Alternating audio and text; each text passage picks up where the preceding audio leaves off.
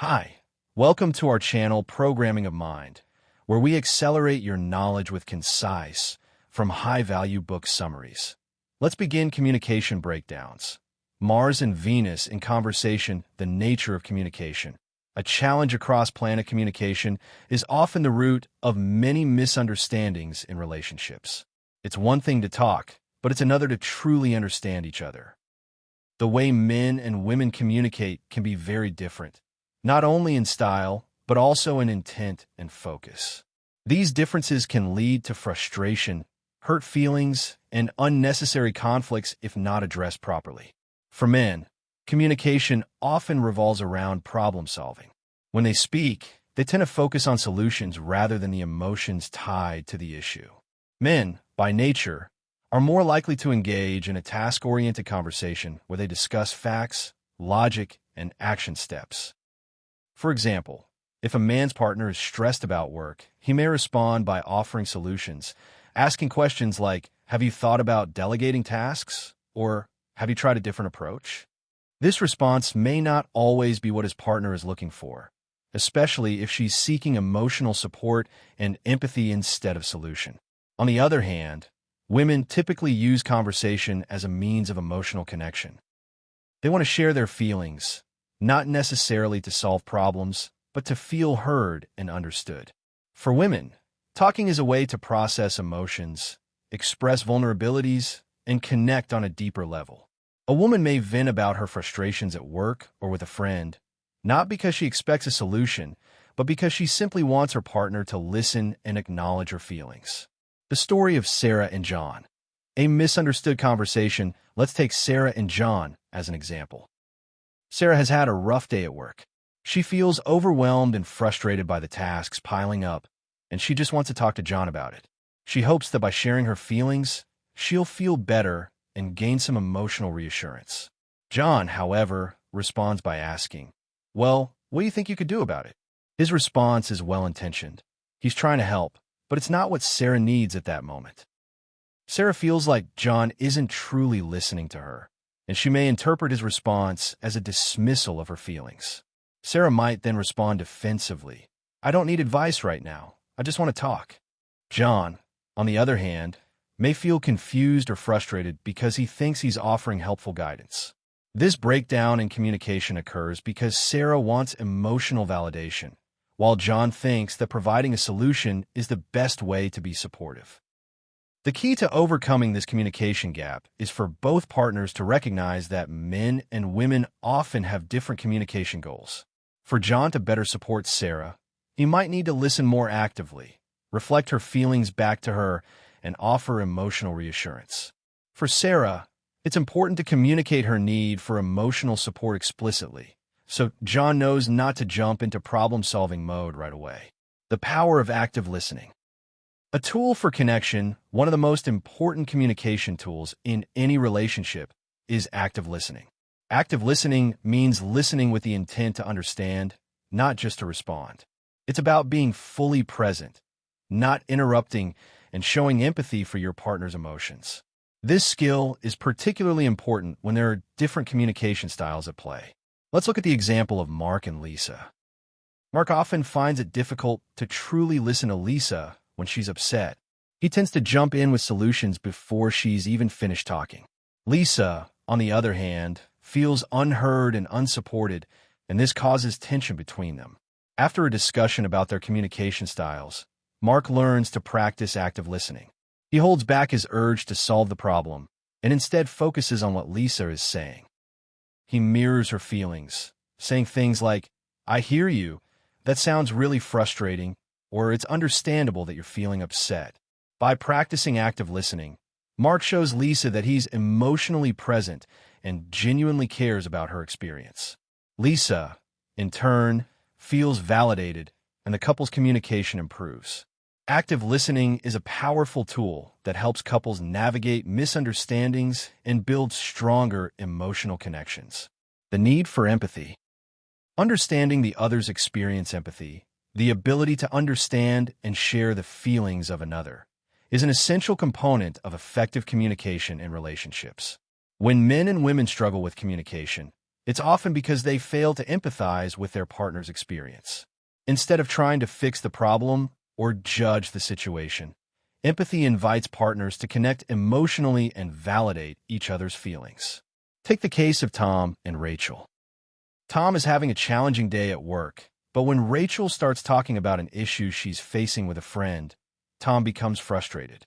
He wants to talk about his own problems and feels that Rachel's issue isn't as important.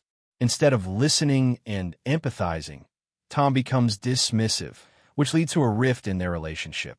Rachel, feeling hurt and invalidated, withdraws emotionally. Later, Tom realizes that his lack of empathy caused the disconnect. He learns that in relationships, it's not about whose problems are bigger or more important, but about validating each other's experiences. He practices empathy by listening to Rachel's concerns with an open heart, without judgment.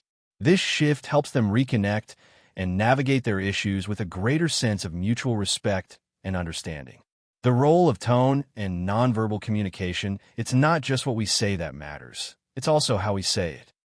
Tone of voice, body language, and facial expressions play a huge role in communication. Misunderstandings often arise when nonverbal cues are misinterpreted.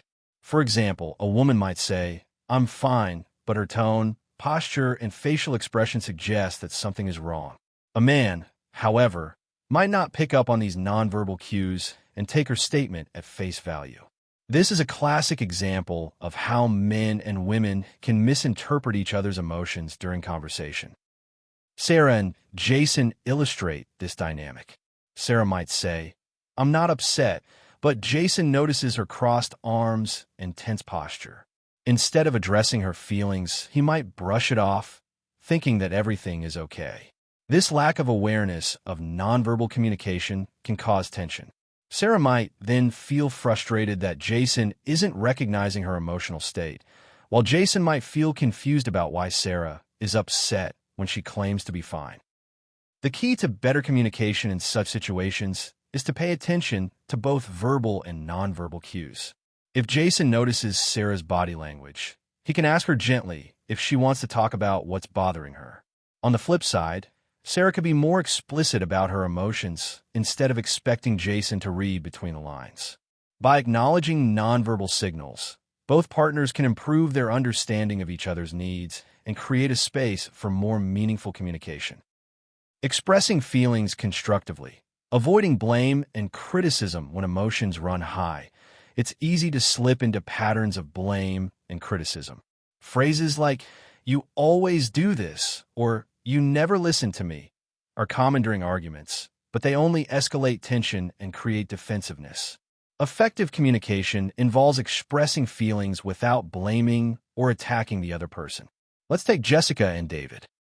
During a disagreement, Jessica might say, "You never help me with the chores," and "I'm always stuck doing everything."